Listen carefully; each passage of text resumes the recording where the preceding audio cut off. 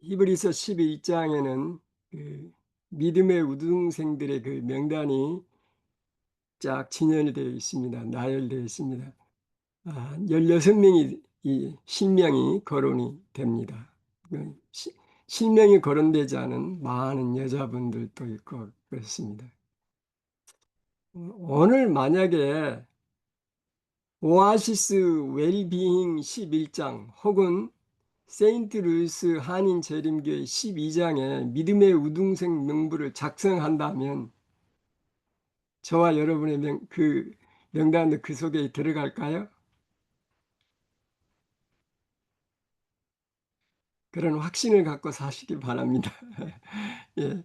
그래서 오늘은 제가 제목과 그 기억절을 먼저 말씀을 드리겠습니다. 오늘 제목은 보이지 아니하는 자를 볼 수 있는가 라고 하는 제목이고요. 기억절은 히브리서 11장 27절입니다. 믿음으로 애굽을 떠나 임금의 노함을 무서워 아니하고 곧 보이지 아니하는 자를 보는 것 같이 하여 참았으며, 이 모세의 성적표입니다. 보이지 아니하는 자를 보는 것 같이. 여러분, 보이지 않는데 어떻게 볼 수 있어요? 보이지 않는데 보았다 그 말이거든요.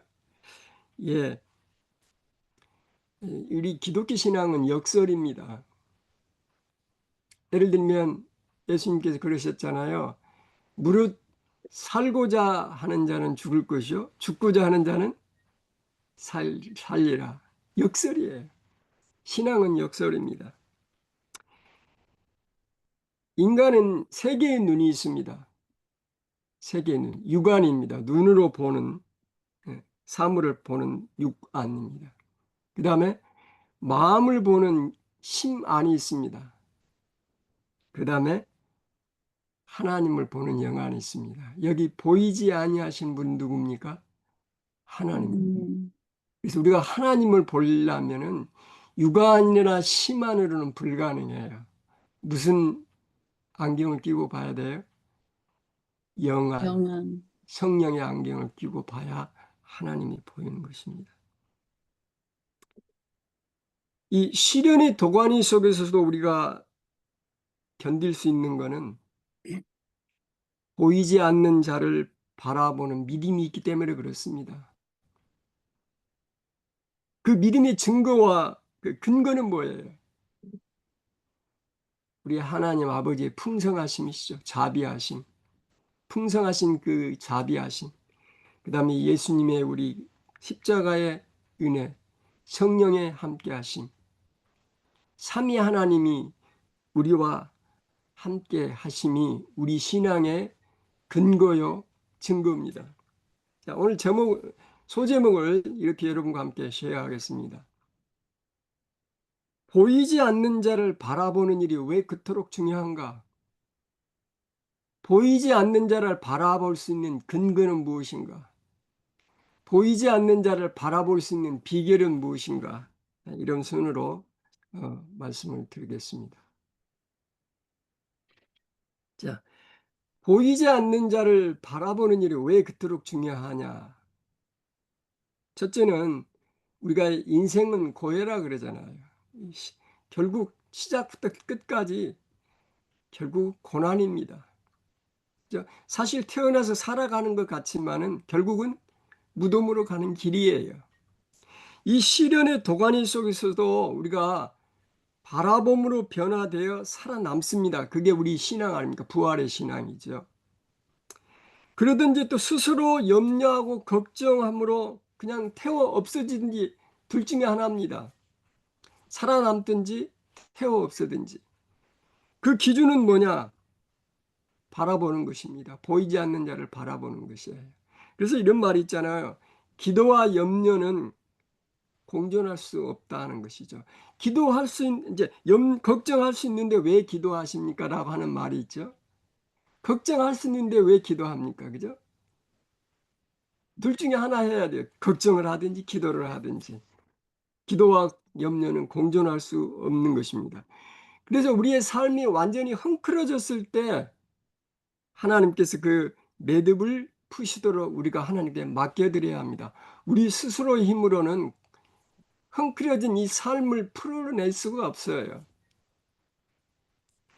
베드로전서 5장 9절에 너희 염려를 다 주께 맡겨버리라. 이는 저가 너희를 권고하십니다. 그래서 베드로가 그렇게 권면하는 것입니다. 시편 55편 22절에도 내 짐을 여호와께 맡겨라. 맡겨버려라. 너를 붙드시고 의인의 요동함을 영영이 허락지 아니하시리로다 라고 권면하고 있습니다. 이 세상에는 사단이 존재하고 있는 흔적들이 정말 많아요. 우리 눈으로 봅니다. 사단이 이 세상을 지배하고 있는 동안에도 우리에게 희망이 있는 것은 우리가 보이지 아니하시는 분을 바라보는 믿음이 있기 때문에 그렇습니다. 사단은 이미 패배했어요. 승리는 우리의 것이에요. 우리가 예수님 편에 선다면.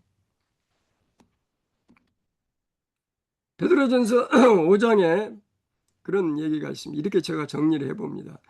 마귀는 우리를 삼키려고 우는 사자같이 두루 다니며 찾아다니지만 목자장 되시는 예수는 우리를 온전케 하시며 굳게 하시며 강하게 하시며 털을 견고하게 하시기에 찾아오십니다.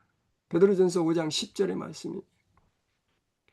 그분은 우리의 모든 염려를 돌보시며 은혜를 주셔서 평강 가운데 서게 하십니다. 예수님은 겸손하며 깨어있는 자들을 찾아오십니다. 5절입니다.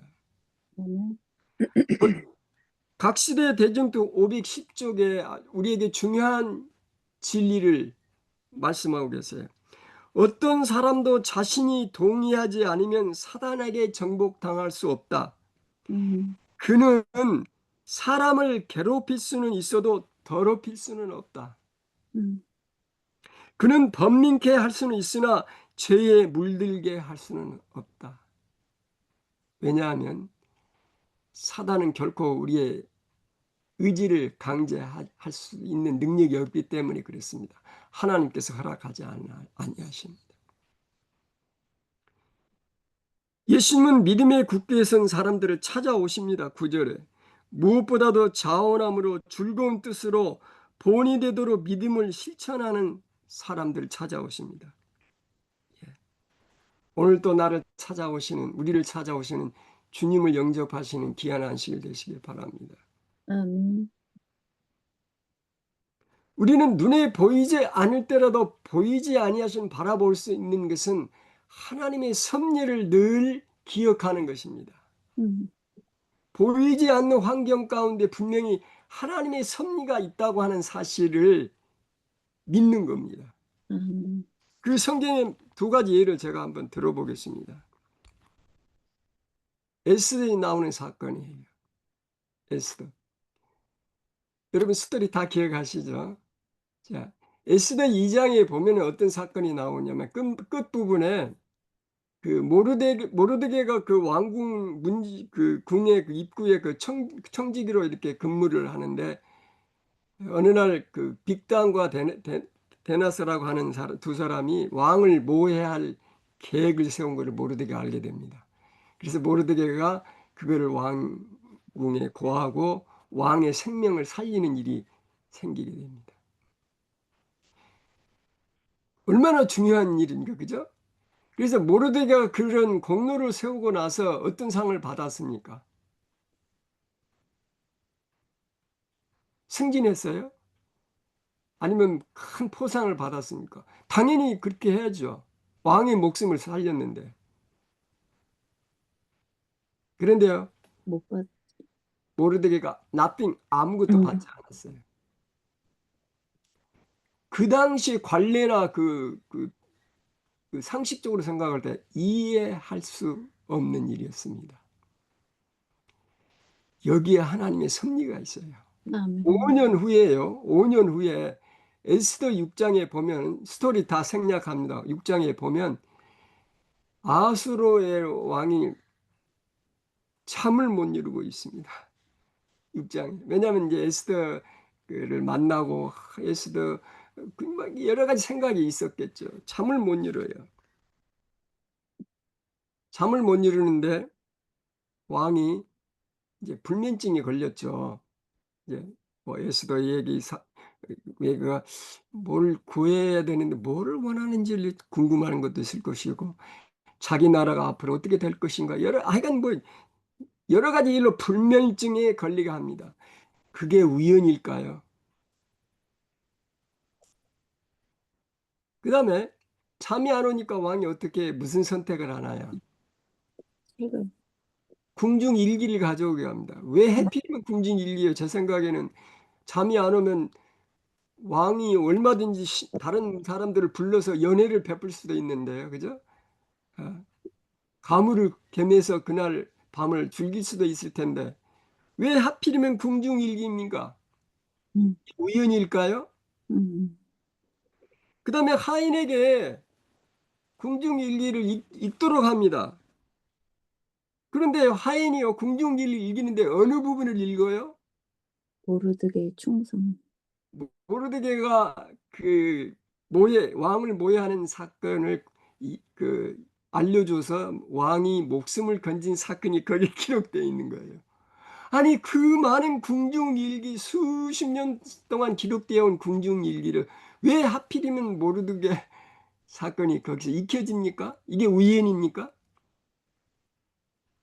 하나님의 섭리입니다. 그래서 왕이 질문하죠.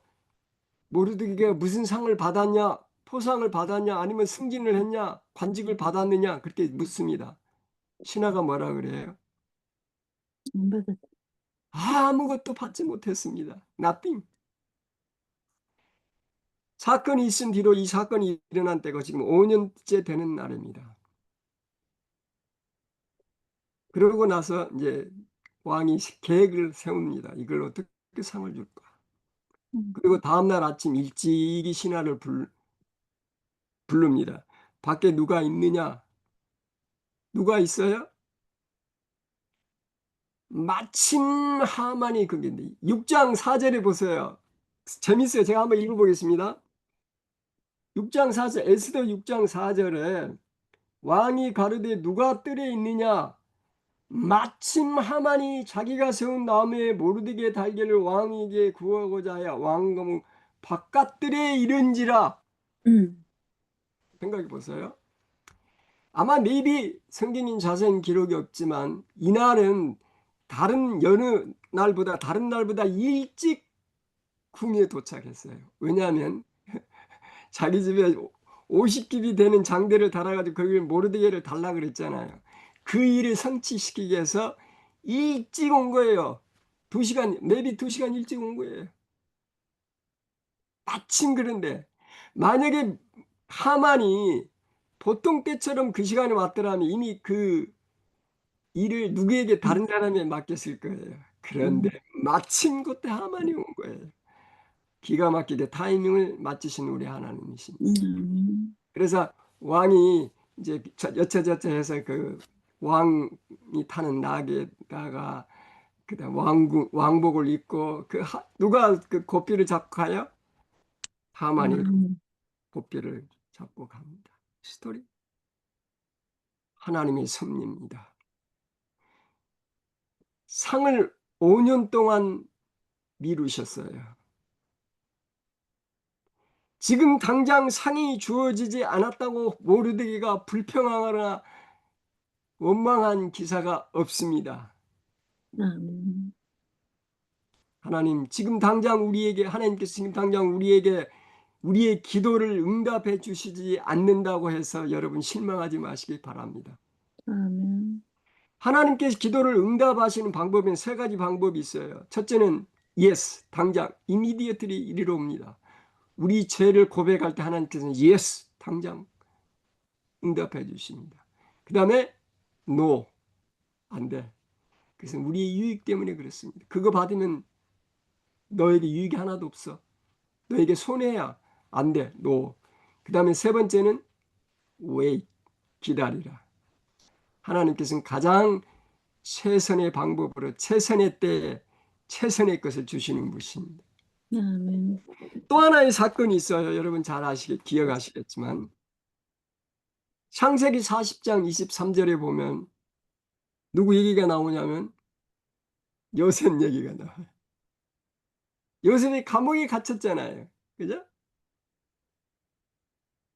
감옥에서 2년의 세월을 보냅니다.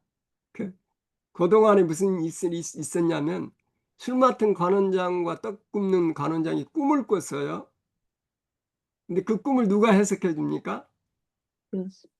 요셉이 해석해 줘요. 그래 술 맡은 관원장이 복직이 됐어요. 그때 복직돼서 나갈 때 요셉이 술 맡은 관원장에게 부탁합니다. 나는 아무 죄도 없는데 결백한데 여기서 지금 감옥 생활하니까 당신이 복직해서 나가거든 나를 좀 생각해 달라고 왕에게 얘기하든지 어떻게 하든지 나를 이 감옥에서 좀 나가게 해달라고 부탁을 합니다. 그 술 관원장이 그걸 기억했나요? 까마득해 잊어버렸습니다. 까마득해 잊어버렸습니다. 화장실에 들어갈 때 다르고 나올 때 다르죠? 속담에 까마득해 잊어버렸죠. 여기 말씀이 여기 있습니다. 한번 제가 읽어보겠습니다. 우리 재림교 주석 엘렌지 화이트께서 언급하신 주석인데요. 암울한 감옥 속에서 요셉이 해낸 그 역이 그에게 성공과 영예를 가져다 주었다. 하나님의 계획은 그를 높은 지혜에 오르도록 준비시키게 하여 유혹과 역경과 고난의 경험을 하는 것이었다. 여러분, 2년 후에 바로가 꿈을 꿀 때 술 맡은 관원장 내 실수를 기억합니다. 제가 잘못해서 2년 후에 기억합니다. 하나님께서는 2년 동안 요셉을 어떻게 하셨어요? 감옥 속에서 총리 대신이 될 교육 과목을 더 훈련시키신 것이에요. 아직 음, 훈련 과정이 끝나지 않았어요. 아멘. 여러분, 끝나지 않았어요. 요셉이 그 이후로 그 스토리 여러분 잘 기억하실 거예요. 요셉이 2년 동안 그 술 맡은 관원장을 원망하고 하나님께 하나님 왜 제게 이런 고난을 더 주십니까? 라고 했을까요? 성경에 기록이 없습니다. 저는 요셉이 그렇지 않았으리라고 생각해요. 보이지 아니하시는 분이 섭리가 있을 것이라고 믿었을 겁니다. 아멘. 나를 이 감옥 속에 더 두신 하나님의 섭리가 있을 거야.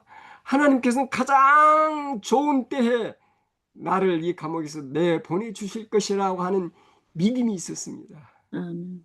믿음대로 됐지요? 음, 2년 후에 그 바로의 꿈을 해석하고 총리 대신이 됐어요. 이사야 40장 12절에 보면 그는 목자같이 양무리를 먹이시며 어린 양을 그 팔로 모아 품에 안으신다. 하나님이 그러신 분이에요. 아멘. 오직 예수만 바라봅시다. 오직 예수만 바라봅시다. 마태복음 17장의 그 변화산 사건에 엘리야와 모세가 나타나서 예수님과 대화하면서 예수님이 십자가의 고난의 길을 가시는 그 고난을 조금이라도 그 힘을 덜어드리기 위해서 모세와 엘리야가 나타나서 이루하잖아요. 제자들은 뭐 하고 있어요? 정작 예수님을 이루어야 할 사람들은 제자들이었는데 그들은 다 졸고 있었어요. 깨어나서 보니까 베드로가 보니까 막 모세하고 엘리야하고 얘기하는 거 보였어요. 그래서 여기다가 초막을 짓고 기념비를 세우자 했는데 어느 순간에 두 분은 사라지고 오직 누구만 보여요? 예수님. 예수님만 보여요. 요한복음 17장 8절 마태복음 17장 8절 제자들이 눈을 들고 보매 오직 예수 외에는 아무도 음, 보이지 아니하더라. 여러분 영안으로 보이지 아니하시는 하나님 예수님을 바라보려 그러면 오직 예수만 보여야 됩니다. 다른 것이 보이면 안 돼요. 세상적인 것들 보이면 예수 보이지 아니하신 분 보이지 않습니다. 가리워서요. 음, 때로는 질병이 우리를 가리워요. 질병 너머를 바라봐야 되는데 때로는 우리의 삶의 고통이 재난이 사고가 그렇죠? 오직 예수만 바라보십시다. 자, 우리가 오직 예수님만 바라볼 수 있는 근거, 힘은 뭐예요? 우리 자신의 의지입니까? 의지, 작심삼일이에요. 의지 안 됩니다. 우리 자신의 어떤 그 잘남임입니까? 아니에요. 우리가 보이지 않는 바라볼 수 있는 근거는 오직 하나님의 은혜입니다. 자비심이 하나님의 은혜입니다. 로마서 8장 32절에 자기 아들을 아끼지 아니하시고 우리 모든 사람을 위하여 내어 주시니가 어찌 그 아들과 함께 모든 것을 우리에게 은사로 주시지 아니하겠느냐. 자기 자신을 우리에게 주신 분이에요.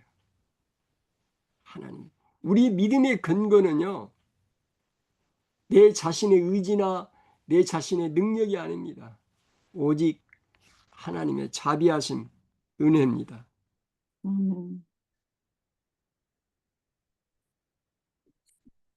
지난 화요일 날 우리 이제 제가 가정 공부, 교과 공부 7과를 맡아서 우리 공부를 했는데 세 분이 들으셨어요. 우리 이경남 집사님하고 그 누구야 저기 주강식 주사. 주광심 집사님, 그다음에 이제 또 한 분이 저. 김기숙 집사님 세 분이 들으셨어요.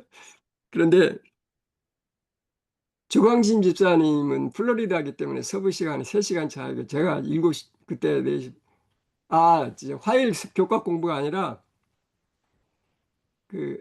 화요일 날 그 교과 공부를 하시고 들어오신 다음에 주광심 집사님이 성경 공부를 더 하고 싶다 그래서 그러면 저희가 하는 말씀 향기반 성경 공부 목요일 날 저녁 하는 게 있어요. 7시 반에 합니다. 서부 시간으로. 그러면 플로리다 시간으로는 밤 10시 반입니다. 예, 그런데 들어오시겠대요. 그래서 제가 인바이트 했어요. 그래서 지난 목요일 날 들어오셨어요. 그래서 함께 공부했습니다. 주광진 집사님하고 함께 공부를 했는데 제가 그날 시편 4편, 5편, 6편을 강의를 했어요. 같이 공부했습니다. 그래서 제가 그때 제가 한 것 중에 두 가지 질문을 제가 같이 드렸습니다. 다윗은 하나님께서 자신의 기도를 들으시라는 확신을 어떤 근거에 의해서 말하고 있는가? 시편 4편, 5편 하면서 하나님 제 기도 들어주세요. 그렇게 그럼 하나님이 저와 여러분의 기도를 들어주실 의무가 있으세요? 우리가 하나님께 공로를 우리가 행해서 하나님께서 우리 기도를 당연히 들어주셔야 합니까? 아니에요. 그죠? 아니에요. 다윗은 이렇게 합니다. 더군다나 다윗은 이 지금 4편, 5편, 6편 기록한 당시에는요. 간음죄와 살인죄를 범한 극악무도한 죄를 범한 그런 환경이었습니다. 감히 하나님 앞에 제 기도 들어주세요라고 할 수 없는 자격이 없는 사람이었어요. 그래서 다윗은 이렇게 얘기합니다.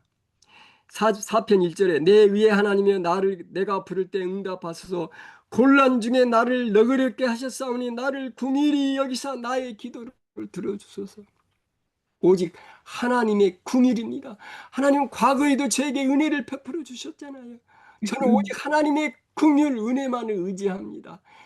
지금도 이 상황에서도 제 기도를 들어주세요라고 간구합니다. 그리고 시 5편 7편에 뭐라 그러냐면 오직 나는 주의 풍성한 인자를 힘입어 주의 집에 들어가 주를 경외함으로 성전을 향하여 경배하리라 그렇게 고백합니다.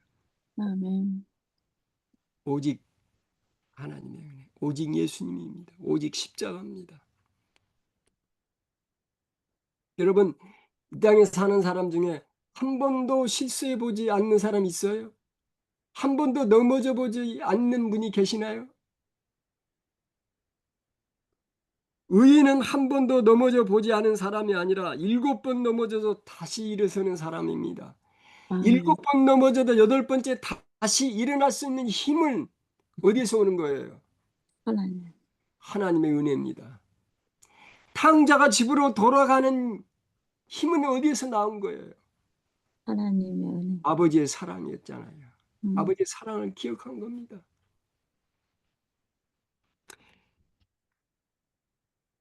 여러분, 하나님의 은혜에 근거해서 우리 사십시다. 아멘. 그분을 바라보십시다.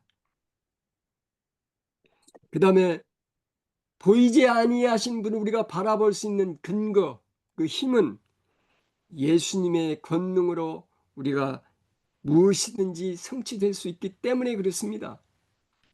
요한복음 14장 14절에 내 이름으로 무엇이든지 내게 구하면 내가 시행하리라. 음, 여러분, 우리의 기도는 우리의 힘이나 우리 때문에 하나님 응답해 주시는 게 아니에요. 무엇 때문에? 예수님 때문에 응답해 주시는 것입니다. 그래서 우리가 매 기도할 때 이 마지막에 예수님의 이름으로 기도합니다라고 얘기하지 않습니까? 기도드립니다라고 음, 하지 않습니까? 예수님의 이름으로 기도드립니다라고 하는 근거는 그냥 이제 기도가 끝났다라고 한 단순한 신호입니까? 언제 끝날지 모르니까 예수님의 이름으로 기도드립니다 해야만이 끝나기 때문에 그렇게 기도하는 것입니까? 아니지요. 그죠? 여기 보십시다. 어, 하이프님께서 진짜 영감적인 글을 써주셨어요. 정력예단 100쪽, 101쪽에 예수의 이름으로 기도하는 것은 다만 기도의 시작과 끝에 그 이름을 부르는 것 이상의 큰 의미가 있는 것이다. 그의 이름으로 기도하는 것은 우리가 그의 허락하신 바를 믿고 그의 은혜를 의지하고 그의 사업을 행하면서 예수의 마음과 정신으로 기도하는 것을 의미하는 것이다. 아멘. 우리 김경숙 집사님 다시 한번 읽어봐 주세요. 이 글 보이시죠? 네, 예수님의 이름으로 기도하는 것은 다만 기도의 시작과 끝에 그 이름을 부르는 것 이상의 큰 의미가 있는 것이다. 그의 이름으로 기도하는 것은 우리가 그의 허락하신 바를 믿고 그의 은혜를 의지하고 그의 사업을 행하면서 예수의 마음과 정신으로 기도하는 것을 의미하는 것이다. 아멘. 우리 기억하십시다. 이 구절 어디 적어놓고 늘 이렇게 기도하시면 좋겠습니다. 자, 세 번째 질문입니다. 보이지 않는 자를 바라볼 수 있는 비결은 무엇인가? 예, 실제적인 방법으로. 그러면 우리가 실제적으로 어떻게 보이지 아니하시는 하나님을 바라보면서 살 수 있을까? 첫 번째는요, 영안을 구해야 됩니다. 이 영안, 성령의 능력을 따라 살아가는 것입니다. 여러분, 기도 가운데 매 순간마다, 매번마다 성령 하나님 임재를 우리가 간구해야 됩니다. 영안이 있어야 하나님을 볼 수 있어요. 성령님께서 내 안에 있을 때 영안이 생기게 되고 하나님을 볼 수가 있습니다.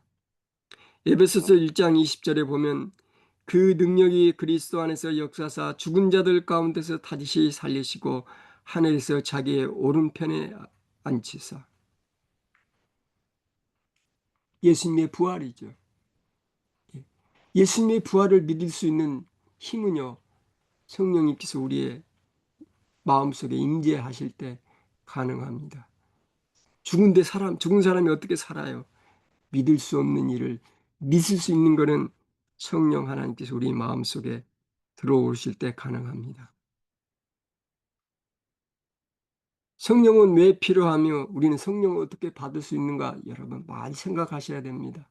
여기 교회 증언에 있는 말씀 제가 읽어보겠습니다.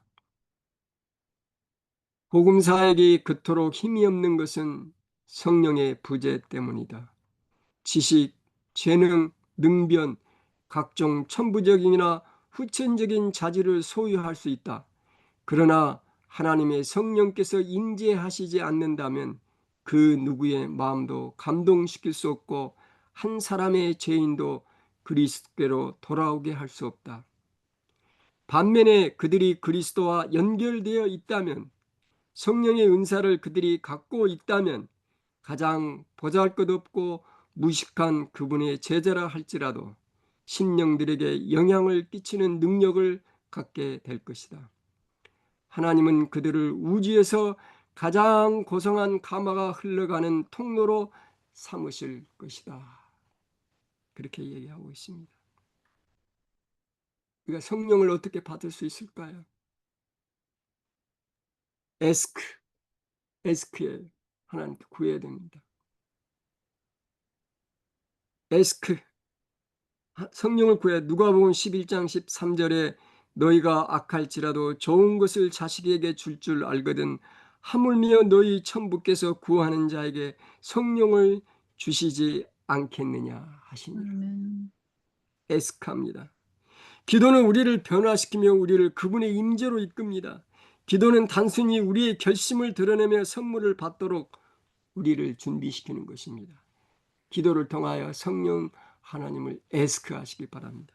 두 번째는 seek repentance, 회개를 구하는 것입니다.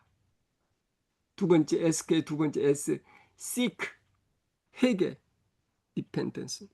사도행전 2장 37절 38절을 보면 그들이 이 말을 듣고 마음에 찔려 베드로와 다른 사도들에게 물어 가로되 형제들아 우리가 어찌할꼬 하거늘 베드로가 이르되 너희가 회개하여 각각 예수 그리스도의 이름으로 침례를 받고 제 사함을 받아라. 그리하면 성령을 선물을 받는다 그랬어요. 우리가 회개하면 사도행전 2장 37절 38 회개하면 성령을 받으리라.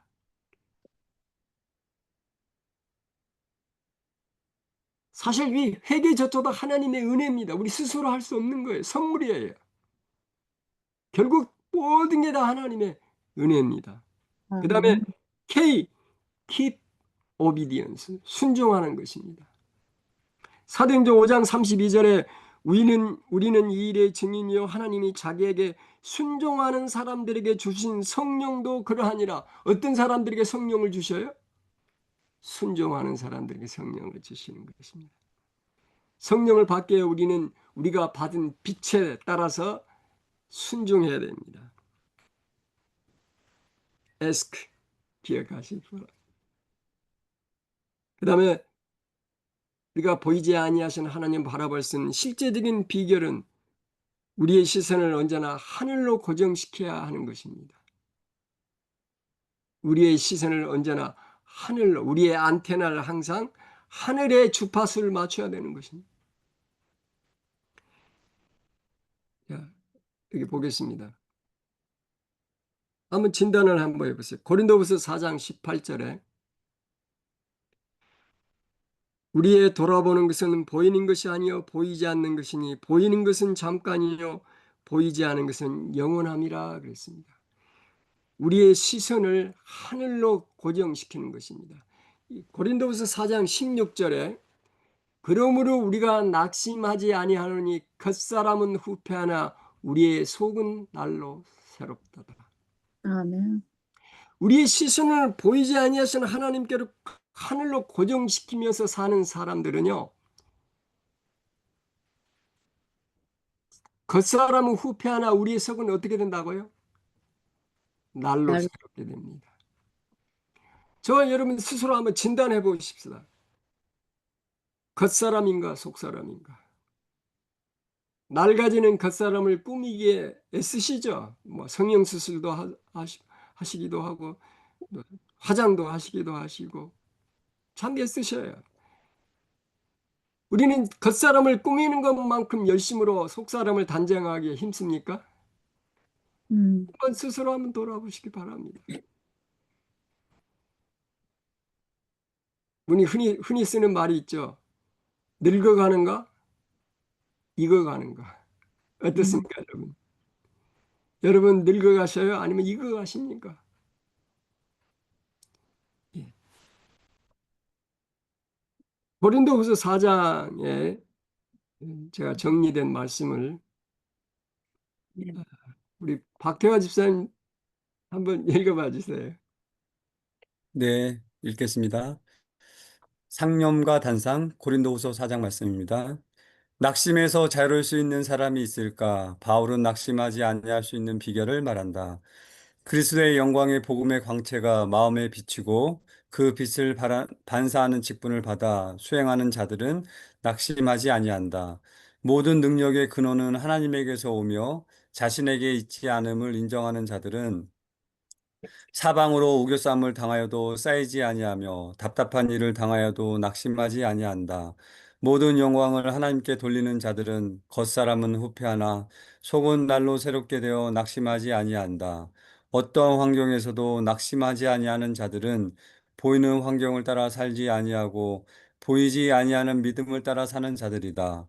오늘도 육안이 아니라 영안으로 사는 하루 되게 하소서. 아멘. 아멘. 여러분, 그다음에 우리가 날마다 그리스도 안에 머물러야 합니다. 이 시선을 하늘로 고정시키고 날마다 우리가 그리스도 안에 머물러 해야 됩니다. 고린도후서 5장 17절에 제가 여기 보겠습니다. 고린도후서 5장 17절, 그런즉 누구든지 그리스도 안에 있으면 새로운 피조물이라. 이전 것은 지나갔으니 보라 새 것이 되었도다. 아멘. 그리스도 밖에 있는가 그리스도 안에 있는가. 옛사람은 벗어버리고 새 사람이 되기 위해서는 날마다 그리스도로 옷을 입어야 합니다. 그리스도 안에 있는 이 믿음, 이 행위는 이례적인 행위가 아닙니다. 끊임없는 이어져야 되는 행위입니다. 여러분, 그리스도 안에 있던 사람들이 그리스도 밖으로 나갈 수 있나요? 있습니다. 시선을 하늘로 고정시켰던 시선을 잠시 다른 곳에 고정시키거나 날마다 주님께 기도하는 기도 생활 습관을 하지 않을 때 우리는 그리스도 밖으로 나갈 수 있어요. 그리스도 안에 있는 걸 계속해서 해야 되는 것입니다. 언제까지요? 우리 주님 오시는 그날까지요. 우리 주님 오시는 아멘. 고린도후서 5장 제가 읽겠습니다. 땅에 있는 장막집에서 하늘에 있는 영원한 집으로 이사를 가려면 어떻게 해야 될까? 보증금을 내고 예약을 해야 된다. 그 보증금은 하나님께서 주신 성령님이시다. 그 아멘. 다음으로 세 가지 조건을 이행하면 된다. 첫째는 주를 두려워하는 마음을 가져야 한다. 11절에 우리가 다 반드시 그리스도의 심판대 앞에 드러날 것이기 때문이다. 두 번째는 그리스도의 사랑이 우리의 모든 행동의 동기가 되어야 된다. 14절. 왜냐하면 그들은 그리스도 안에서 새로운 피조물이 되었기 때문이다. 세 번째는 그리스도께서 주신 화목 제물의 직책을 충실히 감당하는 일이다. 십자가만이 하늘로 짐을 옮길 수 있는 유일한 수단이기 때문이다. 21절입니다. 오늘도 성령의 능력으로 십자가를 붙든다. 결론입니다, 여러분. 아무쪼록 보이지 아니하시는 이 하나님을 바라보시는 그분을 사모하는 은혜스러운 안식일 되시길 바라면서 오늘 말씀을 여기서 마치도록 하겠습니다. 아멘.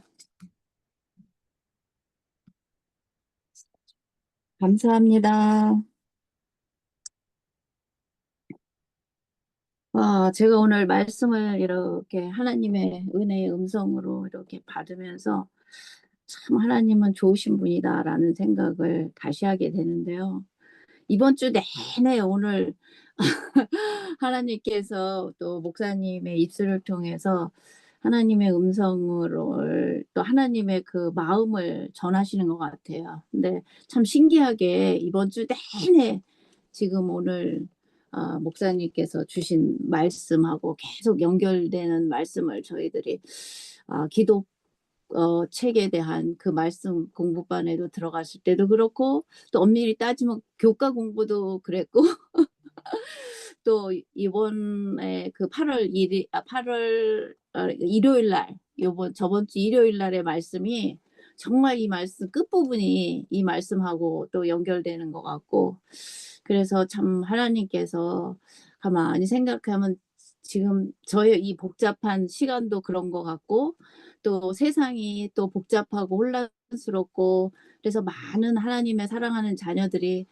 많이 혼란 가운데서 갈 바를 모르고 참 많이 어려움을 겪고 있는 소식을 많이 들어요. 그래서 이게 혼란한 이 시대에 하나님께서 하나님의 자녀들을 향한 애타는 마음이시구나 하는 거를 또 다시 한번 하나님의 음성으로 이렇게 들려주신 은혜를 또 감사하고 또 이렇게 말씀을 전해주신 우리 목사님께도 감사합니다.